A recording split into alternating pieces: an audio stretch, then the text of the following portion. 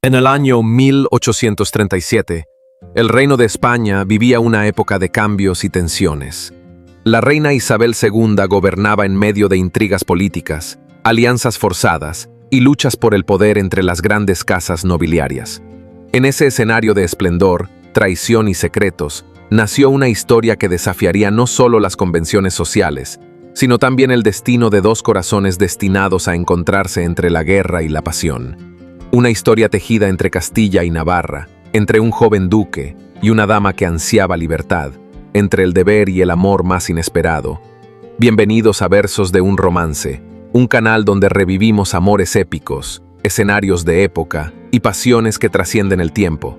Si disfrutas de historias profundas, con emociones intensas, giros dramáticos y escenarios románticos del pasado, este es tu lugar. Recuerda suscribirte, dejar tu me gusta y compartir si esta historia llega a tu corazón, porque los ecos del amor antiguo aún resuenan en nuestros días. Ahora sí, prepárate para sumergirte en esta travesía. Capítulo 1. El heredero de Castilla. Alonso Castro nació entre los muros de piedra del palacio familiar, en el corazón del reino de Castilla. Era el hijo mayor del duque Fernando Castro y de la duquesa Carmen de Valverde. Su familia era una de las más influyentes de la nobleza, y su padre, leal servidor de la reina Isabel II, ocupaba un lugar privilegiado como su consejero más cercano. Desde niño, Alonso fue instruido en las artes de la diplomacia, la política y la guerra. Pero más allá de los deberes, había en él una nobleza que no podía fingirse.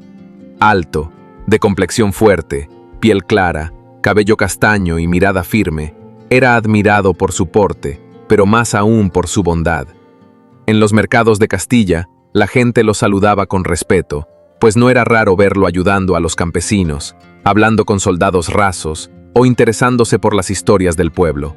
A pesar de las expectativas que su linaje imponía, su deseo más profundo era servir al ejército y ganar su honor con sus propios méritos. Soñaba con liderar tropas, proteger la tierra que amaba y escribir su nombre en la historia, no por poder, sino por valor. Vivía con sus hermanos menores, Leonor y Diego, a quienes protegía como un verdadero guardián. Su madre, firme pero amorosa, había sembrado en él principios de justicia. Su padre, por el contrario, era un hombre de carácter duro, marcado por los años en la corte, donde la traición se disfrazaba de sonrisa. Aquel verano de 1837, el destino de Alonso estaba a punto de cambiar. Lo que comenzó como una invitación a una fiesta real, terminaría convirtiéndose en el inicio de una historia marcada por el amor, el sacrificio y una herida que solo el tiempo podría sanar. Capítulo 2. La Dama de Navarra. En el reino de Navarra, al norte, vivía Elena Alcázar, hija del conde Alberto Alcázar y la condesa Rosalía de Urrutia. La familia Alcázar era influyente, con profundas raíces en la nobleza navarra. Elena creció entre jardines y salones dorados, aprendiendo a bordar, tocar el piano y hablar con delicadeza, como toda dama debía hacer. Pero dentro de ella latía algo distinto, un anhelo que no tenía nombre. Delgada, de estatura media, con piel blanca y cabello negro azabache, Elena era de una belleza serena, aunque había algo más en ella que hechizaba a quien la miraba. Sus ojos, de un verde claro poco común, contrastaban con la oscuridad de su cabello, dándole un aire exótico. Pero lo que más destacaba era su mirada, limpia, soñadora, como si observara un mundo más justo al que quería pertenecer. Aunque obediente con su padre, Elena anhelaba libertad. Cuando nadie la veía, se escapaba a cabalgar a horcajadas por los terrenos familiares, sintiendo el viento y el barro en la piel. Ese pequeño acto de rebeldía era su único respiro en una vida de expectativas. Ella quería algo más que un matrimonio pactado. Años atrás, en una breve reunión aristocrática, había conocido a Andrés Medina, joven noble de Castilla y futuro marqués. Alto, de piel rosada, cabello rubio claro y ojos azul intenso, Andrés era de una belleza que impresionaba. Elena quedó fascinada. Lo poco que hablaron bastó para que en su corazón joven surgiera una ilusión. Desde entonces lo recordaba con afecto y fantaseaba con que un día sería su esposo. Pero había una verdad que Elena desconocía. Andrés estaba en ruinas. Su padre lo había instruido para conquistar a Elena, no por amor, sino por poder. Necesitaban su apellido, su dote y su influencia. Y aunque Andrés sabía disfrazar su ambición, era déspota con los sirvientes, arrogante con los humildes, cruel con los débiles. Elena no lo sabía. Su amor era ingenuo, de juventud. Mientras tanto, los rumores de una gran fiesta en la corte comenzaron a llegar a Navarra. La reina Isabel II buscaba fortalecer su reinado y formar alianzas poderosas entre casas nobles mediante compromisos estratégicos. Elena fue invitada. Y sin saberlo, aquel viaje al corazón de Castilla sellaría el destino que el cielo tenía reservado para ella. Capítulo 3. La fiesta real. El Palacio Real de Madrid se vestía de gala. Las lámparas de cristal iluminaban los pasillos de mármol, los tapices reales colgaban majestuosos de las paredes, y el aroma a flores recién cortadas se mezclaba con el perfume de las damas de la corte. Era el evento del año. La reina Isabel II había convocado una gran fiesta para celebrar la paz entre los reinos de Castilla y Navarra, pero su propósito real iba mucho más allá. Esa noche, la joven monarca tenía la intención de fortalecer alianzas a través del matrimonio. Las casas nobles estaban bajo presión, y la reina no deseaba más disputas internas. Su estrategia era sencilla y antigua: unir poder con poder a través de enlaces matrimoniales bien calculados. Alonso Castro llegó vestido con el uniforme de gala, portando la banda de su casa y el escudo de Castilla bordado en oro sobre la capa. Se mantenía firme, sobrio, observando con curiosidad el bullicio que reinaba en los salones. Sabía que no había sido invitado solo por protocolo. Algo se estaba gestando y no tardaría en descubrirlo. Elena entró poco después, del brazo de su padre. Llevaba un vestido azul noche con encajes plateados, ajustado en la cintura, y su cabello estaba recogido en un moño bajo, adornado con perlas. Cuando apareció, las conversaciones cesaron un instante. Era como si el tiempo se hubiera detenido. Su mirada verde escaneó el lugar con discreción, hasta que por un instante se cruzó con la de Alonso. Ese primer cruce de miradas fue silencioso, pero cargado de electricidad. Ninguno de los dos lo supo entonces, pero en ese instante, el destino comenzó a tejer sus hilos con fuerza. La reina tomó su lugar en el estrado y pidió silencio. Una por una, fue llamando a los jóvenes no comprometidos y con voz firme y solemne, fue anunciando nuevas uniones. Cuando pronunció los nombres Alonso Castro, hijo del duque Fernando Castro, y Elena Alcázar, hija del conde Alberto Alcázar, ambos se miraron desconcertados. El salón estalló en murmullos. La reina, con una sonrisa diplomática, simplemente dijo: «Una unión entre Castilla y Navarra sellará la armonía entre nuestras casas. Que la boda se realice en 3 meses. La corte lo celebrará como signo de unidad». Elena sintió un nudo en el pecho. Andrés Medina estaba en ese mismo salón, observando desde la distancia con el rostro endurecido. Alonso, por su parte, hizo una leve reverencia, sin mostrar emoción, pero por dentro una inquietud nueva lo atravesaba. Y así, con una simple orden, comenzó una historia que ninguno de los dos había planeado, pero que cambiaría sus vidas para siempre. Capítulo 4. La tormenta de los celos. La noticia del compromiso entre Alonso y Elena se esparció como pólvora por toda la corte. Las voces hablaban de una unión estratégica, de política bien jugada por la reina. Pero para los protagonistas, aquello era una tormenta interna que apenas comenzaba a formarse. Elena, aunque honrada por la decisión de la reina, sentía el alma dividida. Alonso era cortés, de presencia imponente y mirada franca, pero ella seguía recordando a Andrés Medina, con quien había soñado durante años.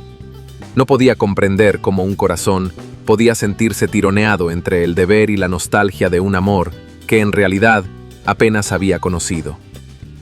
Mientras tanto, Alonso mantenía una actitud firme y respetuosa. No deseaba obligar a nadie a compartir su vida, pero también entendía que rechazar la voluntad de la reina sería un deshonor para su familia. Además, Algo en Elena lo intrigaba profundamente. Su forma de mirar, sus silencios, la fuerza que escondía detrás de su dulzura. El futuro marqués Andrés Medina, al enterarse del compromiso, fue consumido por la furia. Se había quedado sin dote, sin alianza y sin poder. Aquello no lo podía permitir. En público se mostraba sereno, incluso fingía felicitar a los prometidos cuando los cruzaba en los pasillos de la corte, pero en privado, su alma tramaba venganza. Una semana después del anuncio, se celebró un baile en los jardines del Palacio de Aranjuez. Luces colgantes iluminaban los caminos empedrados, las fuentes danzaban con música suave y el perfume de los naranjos lo impregnaba todo. Elena y Alonso bailaron por primera vez. Él la miraba con respeto, intentando leerla, mientras ella mantenía la distancia, aunque algo en su interior comenzaba a tambalear. Andrés, desde una esquina, observaba. Cuando la música cambió a un vals más íntimo, no lo soportó más. Se acercó a Elena y, sin pedir permiso, la sacó a bailar. Alonso no protestó, pero su mandíbula se tensó y sus manos se cerraron en puños. El ambiente se cargó de tensión. Durante el baile, Andrés habló con Elena en voz baja, con dulzura manipuladora. Le dijo que aún la amaba, que todo podía cambiar si ella lo deseaba. Elena, confundida, no supo qué responder. Al regresar junto a Alonso, lo notó más serio, más distante. Esa noche, mientras las velas se apagaban y los salones quedaban en silencio, cada uno se fue a dormir con pensamientos cruzados. El amor, el deber, los celos y la desconfianza ya estaban sembrados, y pronto florecerían en tragedia. Capítulo 5. El día que el cielo se oscureció. Era una tarde inusualmente gris para el mes de junio. Las nubes se agolpaban en el cielo de Navarra, como presagio de una desgracia inminente. Elena se encontraba en la residencia de su familia, en su habitación del ala este del palacio. Había pasado los últimos días en reflexión, escribiendo cartas que no enviaría, mirando por la ventana sin ver, intentando entender qué sentía realmente por Alonso. Aquella tarde, su doncella había salido a buscar una carta que su padre esperaba con urgencia. Por unos instantes, el pasillo quedó desierto. Fue entonces cuando un silencio denso cubrió el ambiente. Elena se giró al escuchar un crujido en la puerta, pero no tuvo tiempo de reaccionar. 4 hombres encapuchados irrumpieron en la habitación con rapidez calculada. Uno la tomó por la cintura mientras otro le cubría la boca. Ella forcejeó con fuerza inesperada, pateó, arañó e intentó gritar. En ese momento, el líder del grupo apareció. Era Andrés Medina, sin disfraz, con la mirada desencajada y la boca apretada por la rabia. «Te dije que no dejaría que te casaras con él», susurró, justo antes de que ella lograra liberarse y gritara con desesperación. «¡Alonso!». El grito resonó por todo el pasillo, y justo cuando Andrés intentaba volver a dominarla, uno de sus hombres, preso del pánico, la empujó con demasiada fuerza. Elena cayó al suelo, golpeándose la cabeza contra el borde de la cama. La sangre comenzó a manar de su frente.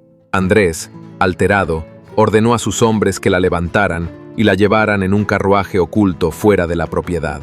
Alonso, que se encontraba en ese momento en el despacho del conde Alcázar reunido con el padre de Elena para coordinar los preparativos del compromiso, oyó el grito en la distancia y salió corriendo.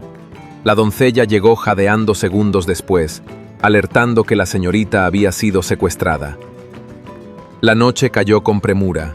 Alonso montó su caballo sin pensarlo, liderando una partida hacia los caminos boscosos que llevaban hacia el norte. La luna apenas asomaba entre las nubes, y el viento soplaba como si el propio cielo llorara. Horas después, en un paraje oculto entre árboles retorcidos, Alonso y sus hombres alcanzaron el carruaje. Andrés se resistió, desenfundó su espada y se enfrentó a Alonso bajo la lluvia. El duelo fue feroz, salvaje, pero breve. Alonso, guiado por la furia y la desesperación, logró herirlo de muerte. «Nunca la amaste», dijo Andrés con la voz rota, antes de caer de rodillas y desplomarse en el barro. Elena, inconsciente, yacía en el interior del carruaje, pálida, con el vestido manchado de sangre. Alonso la tomó entre sus brazos, cubriéndola con su capa, con el corazón en un puño. No podía perderla ahora, no después de todo lo que habían atravesado. «Resiste, Helena», susurró mientras emprendían el regreso al castillo, con el alma herida y la noche aún más oscura sobre sus cabezas. Capítulo 6. Entre la vida y la muerte. El carruaje cruzó las puertas del castillo Castro al amanecer. Las ruedas salpicaban lodo y sangre seca, mientras el cielo comenzaba a teñirse de un tenue naranja. Alonso bajó con Helena en brazos, sin apartar los ojos de su rostro pálido, helado, cubierto apenas por un vendaje improvisado. El silencio del alba se quebró con su voz grave y angustiada. «¡Llamen al médico! ¡Ahora!». Las criadas y sirvientes corrieron a su alrededor, pero Alonso no delegó. La llevó él mismo a su habitación, la acomodó en su cama, limpió su herida con manos temblorosas y permaneció a su lado, sujetándole la mano como si al soltarla, la vida misma la abandonara. El médico llegó minutos después, sudando por la prisa. Reunió vendas, ungüentos y agujas. Alonso no se apartó. Observaba cada movimiento, cada suspiro, cada sombra que pasaba por el rostro de Helena. El pronóstico era reservado. Había perdido sangre, tenía fiebre y podría no despertar en días, o jamás. Pasaron horas, luego un día, luego 2. Alonso apenas dormía, comía a la fuerza, a veces le hablaba al oído, contándole historias de cuando era niño, otras veces solo le susurraba su nombre, rogando al cielo que no se la llevara. La madre de Alonso, Carmen, se sentó a su lado una tarde. Le acarició el cabello como cuando era niño. «El amor verdadero no se elige, Alonso», dijo con ternura, «pero cuando llega, es capaz de mover montañas». Alonso apretó los labios y por primera vez en años dejó caer lágrimas que no pudo detener. El tercer día, justo cuando el sol atravesaba las cortinas y bañaba la habitación con luz dorada, Helena movió los dedos. Alonso, que sostenía su mano, lo sintió. Se incorporó, la llamó con voz entrecortada. Ella abrió los ojos apenas y murmuró su nombre. «Alonso». Fue un suspiro, pero bastó para devolverle el alma al cuerpo. Ese día no hubo celebraciones, ni fuegos artificiales, ni aplausos, pero para Alonso fue el día más feliz de su vida. Capítulo 7. El precio de la verdad. La recuperación de Helena fue lenta pero constante. Cada día recobraba un poco más de fuerza, y con ella volvía la luz a los ojos de Alonso. Sin embargo, mientras cuidaba de ella, una sombra comenzaba a crecer en el corazón del duque. El dolor no terminaba con el regreso de Helena. Algo mucho más oscuro se avecinaba. Fernando Castro, padre de Alonso y mano derecha de la reina Isabel II, llevaba semanas investigando una red de corrupción que salpicaba a miembros cercanos de la corte. Había descubierto nombres, documentos falsificados, desvíos de fondos y conexiones con hombres sin honor, incluso con el mismísimo padre del difunto Andrés Medina. Una noche, luego de haber entregado un informe secreto a la reina, Fernando cenó en su despacho. Horas más tarde, lo encontraron desplomado sobre la mesa, el rostro pálido y los labios amoratados. El médico confirmó lo que muchos ya sospechaban. Había sido envenenado. La noticia cayó como una daga en el alma de Alonso. «¡No!», gritó, al ver el cuerpo inerte de su padre. «¡No me lo pueden arrebatar también!». Su madre lloraba en silencio, y los sirvientes se arrodillaban para rezar. Pero Alonso no podía detenerse. En sus ojos ya no solo había dolor, sino una furia helada. Esa misma noche, con la carta que su padre había enviado a la reina como prueba, viajó a Madrid para exigir justicia. Isabel II, al ver la evidencia, convocó una audiencia extraordinaria. Los nombres que aparecían en el informe fueron citados. Algunos intentaron escapar. Otros, como el padre de Andrés Medina, intentaron negar los hechos. Pero las pruebas eran contundentes. Se descubrió una red de traición, extorsión y crímenes ocultos tras los salones dorados del palacio. El responsable intelectual del secuestro de Helena fue también señalado. El propio padre de Andrés, quien había instigado el rapto para forzar una unión que salvara su linaje. La reina no tuvo piedad. Les fueron confiscadas sus tierras, sus títulos y sus privilegios. «Ningún traidor caminará con honra en esta corte», dijo Isabel II con voz firme.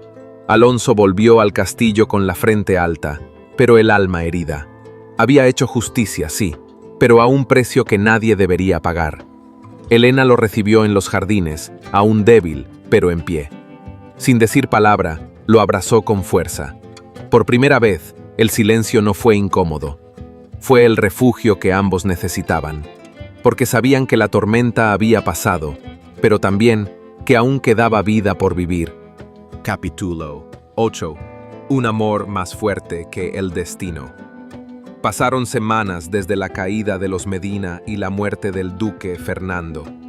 El castillo Castro, aunque aún cubierto por el luto, comenzaba a respirar de nuevo. Los días se hacían más largos, el campo florecía, y la vida, poco a poco, volvía a teñirse de esperanza. Helena, ya recuperada, caminaba por los jardines con paso lento pero seguro. Había cambiado. Sus ojos conservaban la dulzura de siempre, pero ahora brillaban con una madurez ganada en medio del dolor. Alonso la observaba desde lejos, con una mezcla de orgullo, amor y algo de temor. Temor a proponerle un destino juntos, sin imposiciones, sin pactos reales, solo porque el corazón lo gritaba. Una tarde, bajo el roble donde solía leer de niña, Helena encontró a Alonso esperándola. Él llevaba consigo una pequeña caja de madera tallada con el escudo de su familia. «He luchado muchas batallas, Helena», dijo con la voz profunda. «En el campo, en la corte, contra el tiempo. Pero ninguna me ha desafiado como tú, y ninguna me ha enseñado tanto». Ella lo miró con el alma abierta. «No me pidas que te ame como una dama de cuentos, Alonso», respondió temblando. «Mi amor está lleno de cicatrices, pero es real». Alonso se arrodilló. «Elijo tus cicatrices, tu fuego, tus silencios y tus risas. Elijo lo que fuimos y lo que podemos ser, si me dejas compartirlo contigo». Helena soltó una risa nerviosa, con lágrimas en los ojos. Y entonces, como si el cielo esperara aquel momento, el sol rompió entre las nubes, bañando la escena en una luz dorada. «Sí, Alonso Castro, sí, acepto caminar contigo, aunque la vida nos ponga de rodillas». La boda se celebró en otoño. Fue íntima, hermosa, entre viñedos rojizos y hojas que caían como bendiciones. Los pueblos de Castilla y Navarra celebraron la unión como símbolo de paz entre dos casas históricas. La reina envió sus bendiciones y hasta el cielo pareció más azul aquel día. Años más tarde, las crónicas hablarían de ellos como una pareja que venció las imposiciones de su tiempo, que convirtió el dolor en amor verdadero. Una historia donde la nobleza no vino solo de la sangre, sino del alma. Y así, Helena y Alonso escribieron su propio destino, recordándonos que el verdadero amor no se impone, se conquista. Gracias por acompañarnos en esta historia de amor marcada por el destino, la pérdida, la valentía y la fuerza de un sentimiento que superó toda adversidad. Helena y Alonso nos enseñan que cuando el amor es verdadero, ni la traición, ni la muerte, ni las imposiciones del poder pueden destruirlo. Porque hay amores que nacen para desafiar las reglas y para quedarse grabados en el corazón. Si esta historia tocó tu alma, te invitamos a suscribirte a nuestro canal Versos de un Romance. Aquí encontrarás más relatos inolvidables de amor en tiempos pasados, donde cada suspiro tiene historia y cada mirada una promesa. Dale like, comparte este video y activa la campanita para que no te pierdas el próximo capítulo del amor eterno. Hasta pronto, y que el amor siempre guíe tu camino.